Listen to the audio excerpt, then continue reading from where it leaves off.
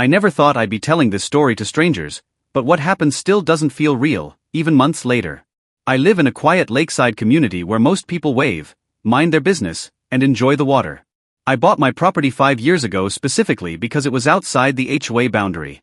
No rules about paint colors, no committees, no monthly fees. Just my house, my dock, and a detached lake garage I built legally with county permits. That garage was my pride. It sat right at the water's edge, climate-controlled, locked, and empty most of the time except for tools and storage. I don't even own classic cars. That's what makes this story so strange. It started with a knock on my door one Tuesday morning. A woman I'd seen around but never met stood there with a clipboard, oversized sunglasses, and a tone that assumed authority before she ever spoke. She introduced herself as the HOA vice president. I told her politely that I wasn't part of the HOA. She smiled tightly and said, "Yes, we know. That's actually why I'm here." That should have been my warning. She explained that the HOA was having temporary storage issues because several residents owned classic cars that couldn't be left outside during dock renovations. She said my lake garage was the most suitable structure nearby. I laughed, thinking she was joking. She wasn't. She said the board had voted to utilize my garage for a few weeks and that it was already handled. I told her absolutely not. She frowned like a teacher correcting a child and said, "Well, it's already been done." I felt my stomach drop.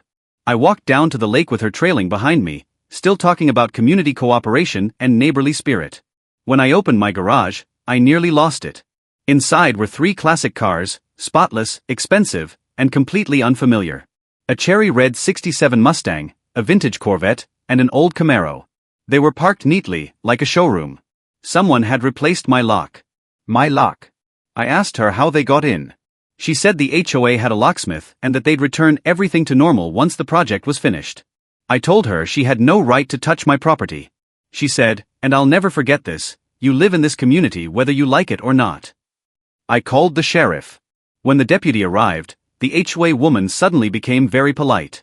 The deputy confirmed what I already knew. My property was not in the HOA. No easement. No agreement. No consent. The cars were trespassing. The HOA woman argued, waved papers, talked about emergency decisions and verbal approvals. None of it mattered. The deputy told her the vehicles needed to be removed immediately. That's when things got ugly. That's when things got ugly. The owners of the cars showed up.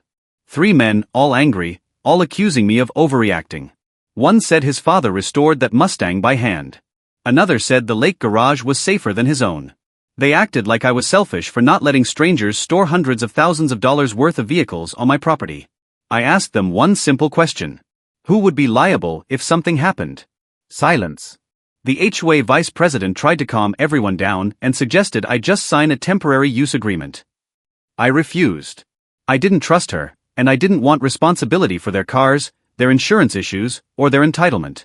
The deputy backed me up again. He told them to tow the cars out or he'd start writing citations. It took 4 hours. 4 hours of glares, phone calls, and whispered conversations. I sat on my dock the entire time, shaking with anger. Not just because they trespassed, but because of how normal they acted about it. Like my consent was optional.